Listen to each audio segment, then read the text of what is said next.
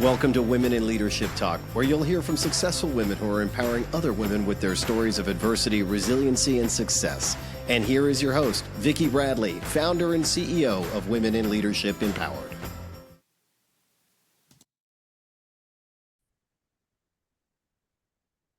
Hello, everyone, and welcome to the Women in Leadership Talk podcast. Thank you for chiming in today and listening to this great conversation I'm about to have with Sarah Fortier. Sarah, welcome to the show. Thanks so much for being here. Yeah, thank you so much for having me. Well, we're thrilled to have you and excited to learn more about Outwitly and the work that you've been doing.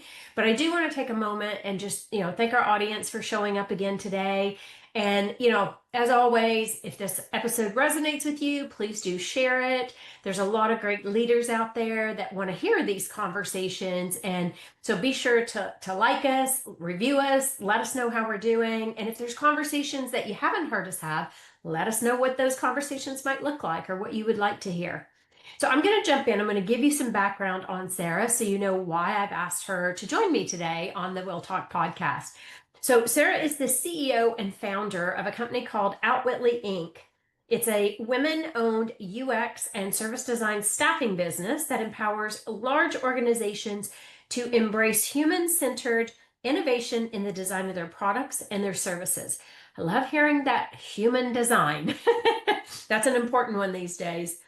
In her 14-year career, she has led design strategy for Fortune 500, Fortune 100 companies in Silicon Valley and across North America, including Apple, AT&T, and Microsoft.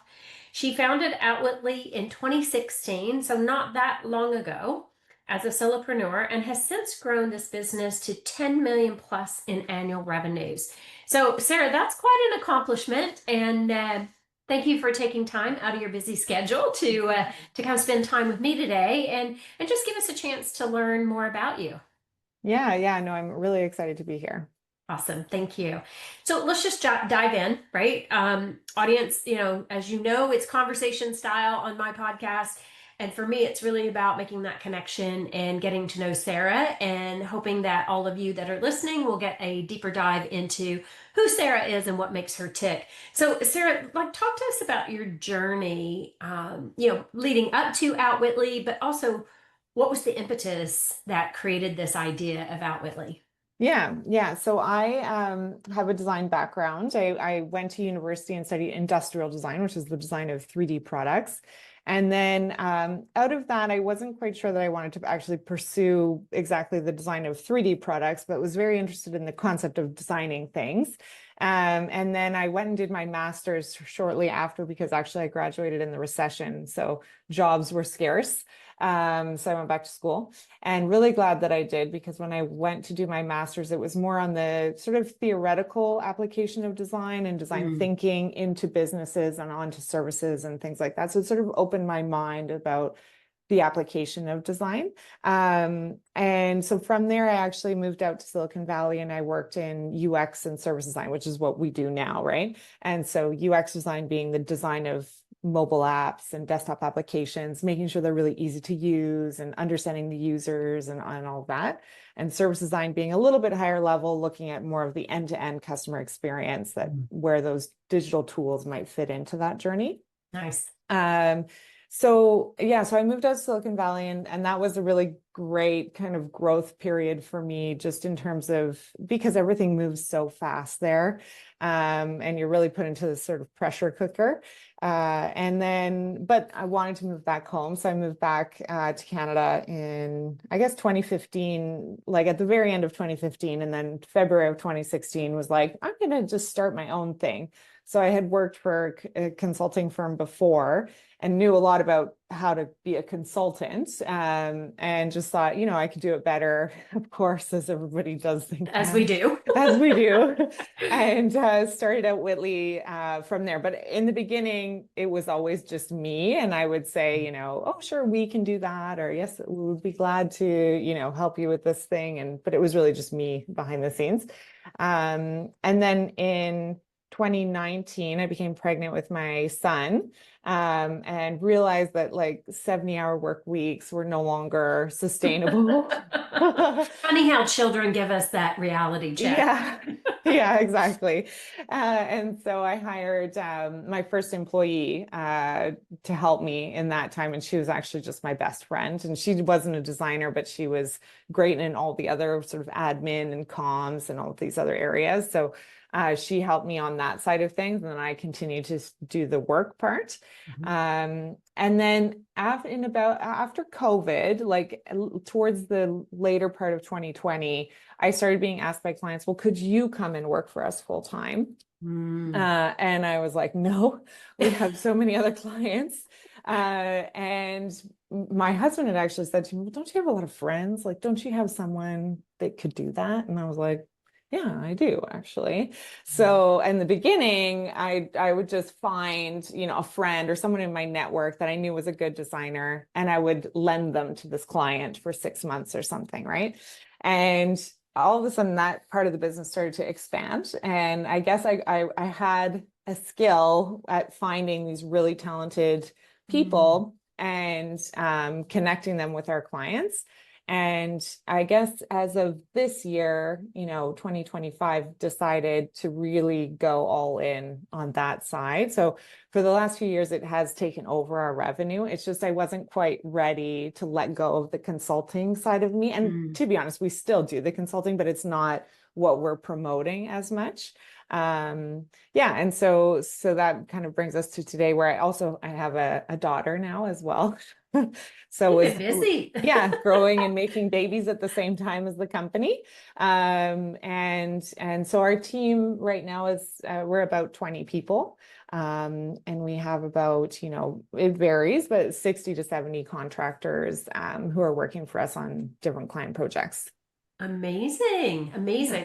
So basically, you are a service provider for talent Yeah. is ultimately what you're doing. So Yeah. whatever that client's need is, you're able to, you probably were the beginning of fractional work, right? Where you Yeah. put the talent in to help out and solve a problem or Yeah. a hole or a gap, and then Yeah. pull them out after they're done. Yeah, exactly. So and I didn't even know, I mean, I knew it vaguely, like as recruiting, because I had recruiters reach out to me, before. And I had worked for one company that was sort of like a large IT recruiting company at some point. But I never ever thought I would find myself in that line of business, I guess. And yeah, so that's really what we're doing now, which is talent solutions, is providing contractors for 6 months, 12 months, whatever the thing is. And sometimes we also do permanent hires on behalf of our clients, and trying to expand what does talent look like, I guess. Yeah. Well, and talent is hard to find, right? Yeah. Because it's not just about the skill set, it's also about the fit and making Hmm. sure that it works for both parties. And when you get somebody good, you don't want to lose them if Yeah. there's a way to keep them, right? Yeah. So nice, Yeah. Yeah, exactly. nice. And so uh, let's talk about how Outwitly is re-examining and evolving the picture of standout creatives, to really emphasize, the soft skills that are needed. Yeah, I guess the interesting piece about our work is that AI is disrupting, right? And any creative out there right now is questioning their value. If ChatGPT can do a bunch of marketing content, I mean, that's also in the creative realm. And same with UX, like there's apps that will prototype for you. There's apps that claim to do research for you. Mm, And so we're really having to look as an industry as like, how do we use AI to make us mhm, more productive and more efficient, and we can do more better, hopefully, versus being replaced, let's say, by mhm, AI.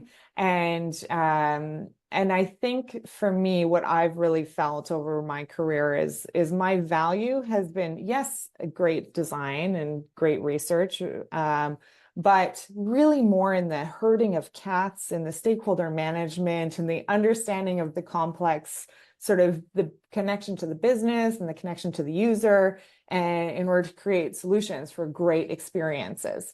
And so that is in the soft skills side, actually. It's not in the hard skill side of, are you a good designer? It's, can you communicate well? Are you organized? Are you able to build trust? And so I talked to my team about this, and that those are the skills that we look for in the talent. Because when you place that type of person, no matter the scenario that you put them in, they're going to thrive. They're going to be able to navigate, the complex stakeholder dynamics. If people aren't aligned and you're trying to get them to change the way a product is being done, you need to have someone in there who's like emotionally intelligent and, a good just communicator, diplomatic, things like that. So those are the things that we're actively now vetting for in our Nice. process. And I think anyone who has this concern around AI, which is many, many people, really need to think critically about like looking at your value as not just the doer of things, but as the sort of facilitator of things. And I think it's really important. And it's actually a good aha moment for our industry in general, because I think sometimes designers and creatives can get a little caught up in the just doing great design for the sake of making it look pretty or for the sake of it being great design. And we do much more than make things look pretty, but you have to always remember that it's connected to the business, and there's a business behind there that's paying you to do the research or the design work. And it's usually in order to make more money. Yes. And so remembering that is the context in which that we work is really important. And the soft skills can really help you sort of excel in your career and moving forward as AI takes over and does more things for us. Yeah, I'm so happy to hear you say that. Because that's what I do at Women in Leadership Empowered, right, is really helping individuals, especially leaders and emerging leaders, develop those, I call them power skills. Right. They are the soft skills, but they're the power skills. Because Totally. to your point, like that, it doesn't matter what kind of industry you're working in. If you have those really good skills, then you are able to navigate complexity and personalities and differences much easier, because you're already in tune to how to build that trust, as you said. Love that. Not easy to do, Sarah. So good for you. That's awesome. And so, why do you feel more and more that innovative thinkers must embrace informal leadership? And I know you talked about that a little bit. So maybe we start with, how do you define informal leadership? And, because I haven't heard it. I've heard a lot of like shared leadership. But how do you define that? Let's start there. And I guess the way I define it is that no one's given you the title. So no one has given you the title of manager or director or even lead. But you're there sitting in your team and you're finding ways to step up and lead. And I think, well, especially in our industry, we're often placed on tech teams, right? So there could be a product owner, there's, engineers, there's the UX designer, there's digital architects. So you're usually placed in like pods, right? And on those pods, there's not usually a leader. Sometimes the product owner might step up and they might become that leader. But oftentimes they look to the UX designer or the service designer to be that strategic thinker and the person who makes all the connections between this is what the digital architect needs, this is what the developer needs, this is what the product owner is looking for, these are what the stakeholders care about, and this is what the users need. And when you have that emotional intelligence and you're really good at making those connections, it's an easier place for you to actually step up and offer some leadership or direction to the team. And I think the reason I feel that it's really important is because your experience as an employee can be really horrible sometimes if you aren't in an environment where you're necessarily being supported or where you have the buy-in from stakeholders or from a direct manager. But and you want to make your own experience better, sometimes sitting there on a team where no one has set clear priorities and it's just really messy and you're not really sure what direction you should be going in, it's, look at yourself and say, like, do I have a clear picture here? If I don't have a clear picture, maybe I could set a workshop. Maybe I could, what are some steps I could take here to actually help my team align on clear next steps? And then everyone's experience suddenly gets much better because the priorities are clear, everyone's in alignment, but no one gave you the green card to go do that. You just have to sort of say, you know what, I've got enough information here. I kind of have an idea of what a clear next step is, or at least I know how to go and get that information of what we should be doing. And then you just go and do it. And I really believe in asking for forgiveness later. I would hear that expression. Likewise, yes. Right? Not permission, forgiveness yes, later. yeah, exactly. And so I think, it makes better products and it makes better services when the teams that are in alignment and everyone is working towards the same goal. And I think also just makes for a better experience of the working human. Yeah. Well, and several things you said there that I think are really key is that you don't have to have a title to Right. lead. And leadership really is about influence, right? And so if you're in that kind of situation and you're able to influence others, and also recognizing that there is a disconnect potentially, Yes. that is leadership, right? Yeah. And so to your point, you help bring people together more so that it's cohesive, things are more congruent, and you are working toward what's the outcome we're trying to get to. Yeah. Which also builds trust. Yes. Yeah. And that, building trust piece is so important because when you think in your own life of someone trusting you or you trust someone, I mean, then there's no micromanaging involved. You just know it's going to be done. And then if you have someone that you trust and you need advice, you go to the person that you trust, right? And so the same goes in a workplace setting, right? When 100%. a stakeholder really trusts you because you've shown up consistently, you're responsive, you're very organized, you do what you say you're going to do, and you've done that consistently over time, they start to realize like, oh, maybe I want to go to Sarah and ask her these questions. I'm kind of struggling with what our next steps should be. And you grow your influence that way, right? And you actually get more opportunities to do the work that you love or to step up into formal leadership roles.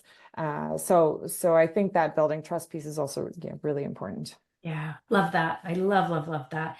So what's the possible impact that can happen with informal leadership and potentially even on a negative side? Because you talked about it could lead to more formal type leadership, builds more trust, so many positives, which I love. But what potentially could be the risk of informal leadership, if any? Yeah, I mean, I think that you have to do it in layers. And so I think there's sort of the team layer, and you start there. You start with the immediate people that you're closest to, you understand the most about their context, and versus jumping right out into like the organization level where you're going to try to just go straight to telling a bunch of executives what to do. Don't do that. Yeah, definitely don't do that. Yeah. So I think it's like you start it, like an onion or something, right? So you start with your immediate team members. And once you feel like you've kind of established yourself as a leader there, you will just naturally notice that you get invited to other meetings where there are people from other departments there, or you are invited to present in front of executives. And then you start to kind of grow that way. And I think it's maybe not about jumping too fast, but not being afraid to step up or speak up, getting people used to your voice is really important. And I coach a lot of our contractors who are placed in these scenarios because they're not employees. They have a different experience as well, right? Because they aren't technically being managed by whoever the managers and directors are, and they can kind of be lone wolves. And when you're a lone wolf, you can go one of two ways. Like you can really become like the flower that doesn't talk in any meetings and is off camera, or chooses to just sort of be told what to do. but you aren't making yourself known. You aren't looking for opportunities to add value. Or you can actually take it as an opportunity to do more of this sort of informal leadership. They have to work a lot harder, right? Yeah. Because when Yeah. you have a group of people that have been working together, Yes. they already know each other's sort of dynamics, and then this other person comes in, it'd be easy to be the wallflower. You kind of Yeah. sit back and listen, or it's an opportunity to, really put yourself into it Yeah. and have influence. Yes, yeah, exactly. And that again goes back to when we're vetting people to try to find more of those kinds of people, because it not only helps them and maybe their contract gets extended and all the great things, but it really actually helps the organization. It helps those team members get more organized. And sometimes having a third party come in and sort of look at the dynamics can also be interesting. Of course, of course. Yeah. Because there is a genuine curiosity of why Hmm. are you doing things that way? Yes, And right. it's not a critical, right? Yeah. Which sometimes I find when you ask those questions, people go, oh, and they go on the defense. It's like, Yeah. why would you ask me that? Why are you questioning what we do? Yeah. But it genuinely comes most times from a place of curiosity and trying to understand the rationale of why Yeah. we're doing certain things that we're doing. Yes. Yeah. And I think, seeking to understand first is Yeah. a great, important thing to do before you try to step into any kind of leadership, whether informal or formal, but to really get what's going on here. What are the dynamics? What do you need? What does she need? What does he Mm. need? Why are we doing things these ways? Asking questions, but also in a non sort of accusatory way. When I was younger in my career, and this is a part of being a designer, is that you want to change the world and you believe you can. And so you go into everything, you're like, why are you doing it that way? This is a shitty product. This is like, it could be like this. And you think like by presenting these great ideas that they're going to look at you and be like, wow, like this is Amazing. amazing. I hadn't thought of this. And so you want to be careful not to do the bull in the china shop thing. Yeah. And actually realize people put a lot of hours, a lot of work into the way that something is currently. And yes, it can and will get better, but not to approach it with like, this is crap and you should Yeah. do it this way. Yeah. Great advice. Yeah. I think that's a very important one. One thing that makes me super curious is like you've built a very strong business over the Mhm. last, 8 years, 9 years now, I guess. Mhm. Um, is there a trend, or what are your thoughts with people looking for more contract type work versus being at one organization? And I'm Mm. just looking for your opinion because Yeah. I see things myself. And so I'd be curious your thoughts on that. Yeah, I mean, I think it's all those skills that we were talking about. I think some people have like a natural affinity towards those things. And there's also this idea of some folks like variety. Hmm. So they don't want to be in one place for a really long time, and they like moving from contract to contract and having to do that piece of like, I'm in a totally new setting and now I need to ramp up and learn about healthcare Hmm. or finance or whatever the thing is. So I think they need to like that variety piece and also have a certain tolerance for risk, because being a contractor does bring its risks. Like you make more money, but you take on risk because you Sure. could be let go at the drop of a hat, and you don't know when the next contract is coming. And so I think people who are great communicators, great at navigating organizations, and they're genuinely good at what they do really well in this scenario of being a contractor. And they usually don't like maybe having a boss, right? So they are their own business, and they then have the flexibility to say, well, actually, I don't like this contract anymore. I'm going. Yeah. Yeah. Yeah. Or Sarah, can you find somebody to replace me? Yes. Yes. Yeah. Yeah. I'm not working with these dynamics very well. Yes. Yeah. Exactly. Yeah. Yeah. I just see a lot of that happening, especially even in executive roles where, you'll see fractional, and I've done some myself where there's, Yes. Yeah. background in operations and sales and HR. And so, you look at these dynamics and they maybe can't afford to have somebody for a role.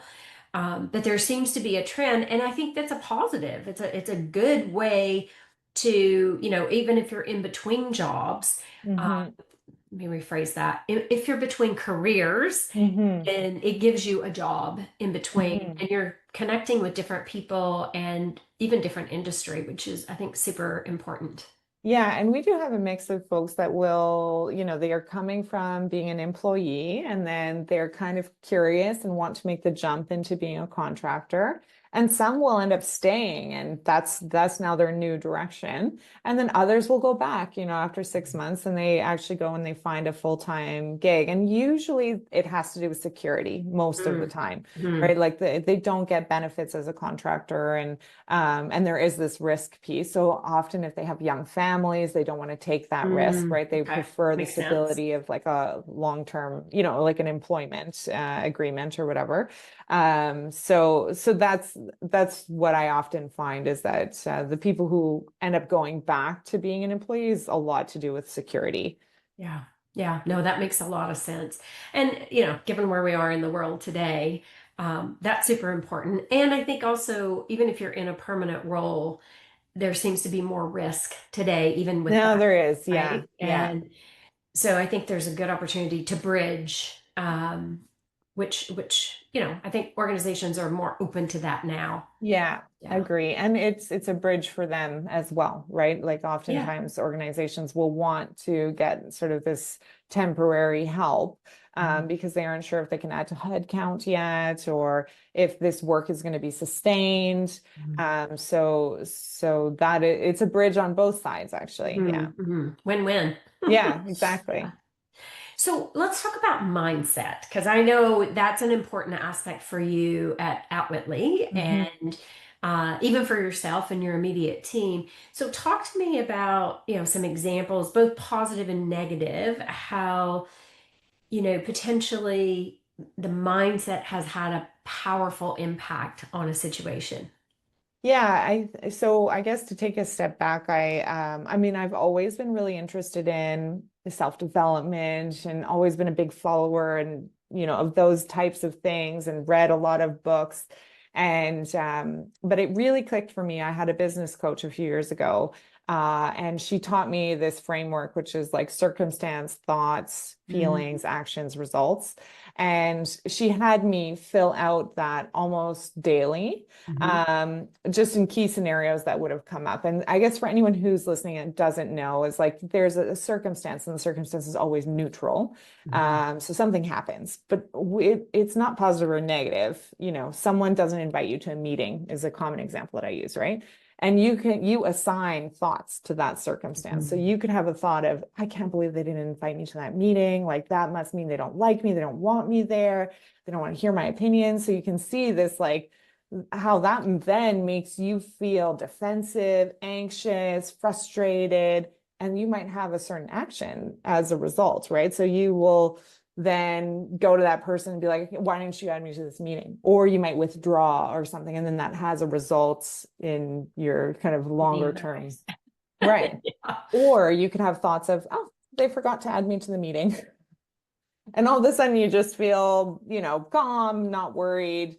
And you go to them and say, oh, I noticed that I wasn't on this meeting. Can you add me? And if for some reason they come to you and they're like, oh, well, I didn't add you because of this, that opens up a conversation. But if you're approaching it from a more positive standpoint, your result is probably going to be that you'll get in that meeting and you'll add value and that kind of thing. So when she taught me this model and actually was drilled into me daily, it really helped me to have more awareness over how I was thinking about certain situations. And a few years ago, I was feeling frustrated constantly in my business. I mean, I was, if a team member wasn't doing the thing that I said that they should do in the exact way that I had said they should do it, I would feel so frustrated and angry. And I would have a result of like, I might snap at them or something.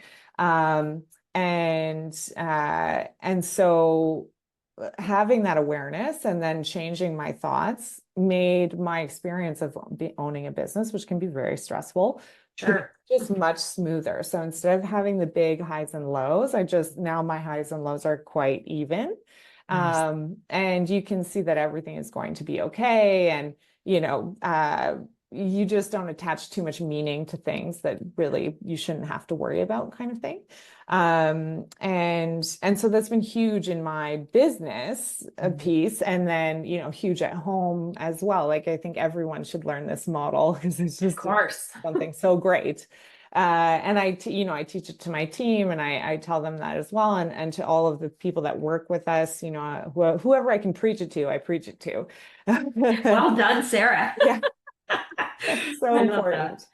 Yeah. And then, because a challenging situation, I mean, many challenges have come up over the years, right? But a lot of it, when I look back, has to do with my own limitations and the way I'm thinking about scenarios, and very little to do with the actual circumstance itself.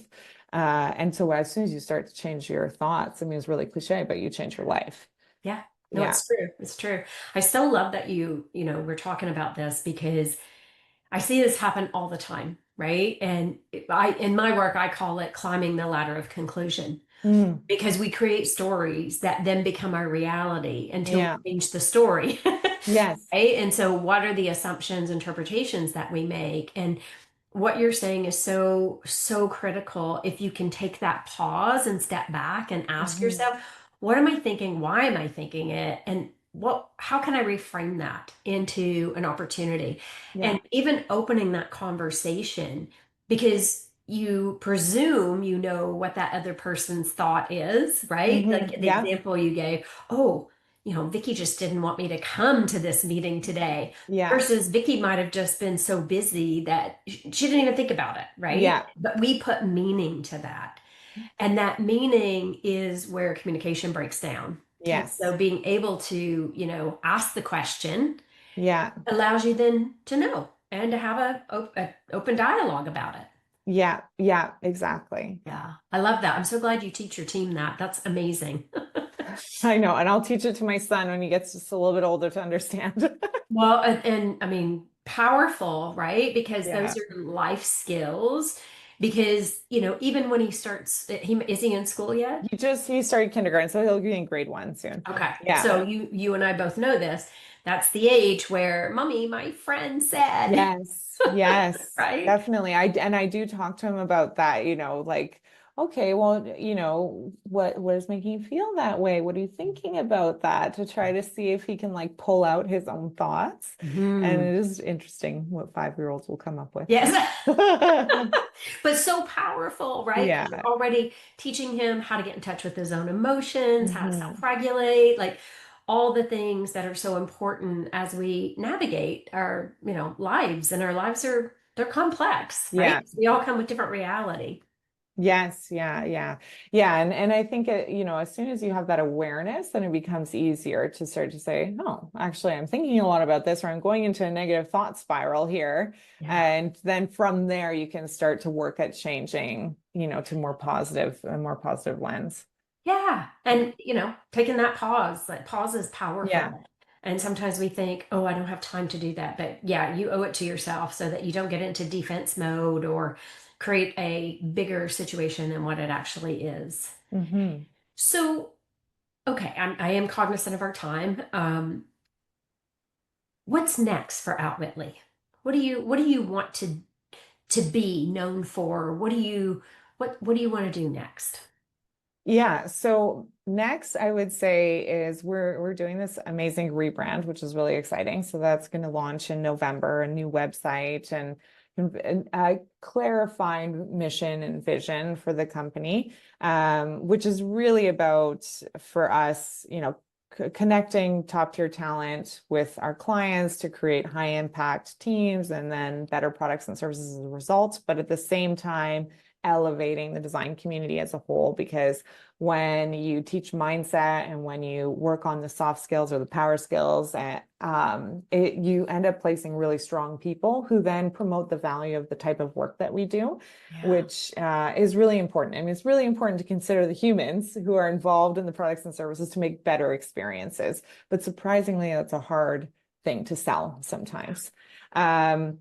So the rebrand is really exciting, and then at the same time for me, I am looking to start to pull myself out of the business operations more, and so that means some strategic hiring, getting better at my own leadership skills.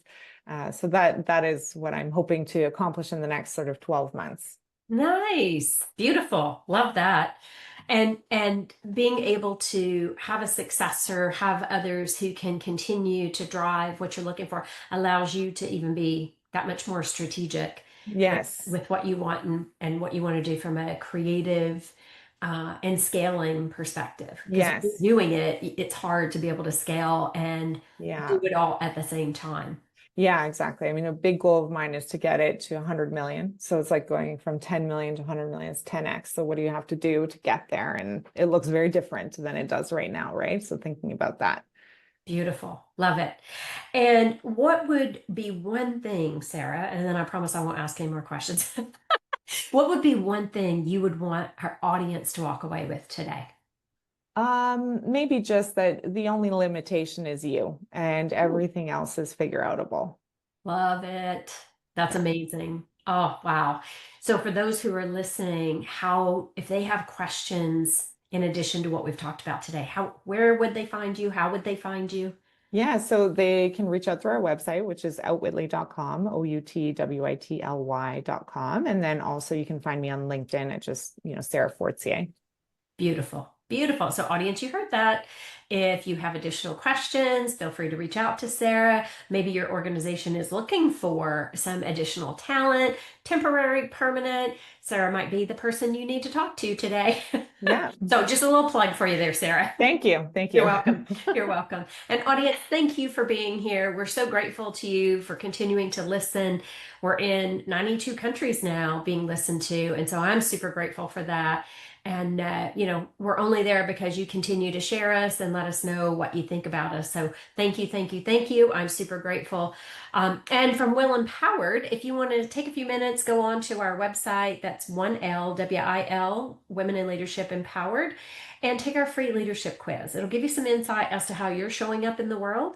And reach out to me. Let me know what you learned about yourself, or reach out to me if I can answer any questions. And you can find me, Vicki Bradley, on LinkedIn, Instagram, but don't be shy. Please reach out and talk to us. So thank you everyone for being here. Sarah, thank you for spending this time with us and sharing your journey and all the great things that Outwitly is doing. Thank you very much. Okay, we'll see you on the next Women in Leadership Talk podcast. Take care, everyone. Okay. Thank you for joining us for WIL Talk, sponsored by Women in Leadership Empowered. To learn more about our programs, please visit www.willempowered.com. We look forward to seeing you in our community.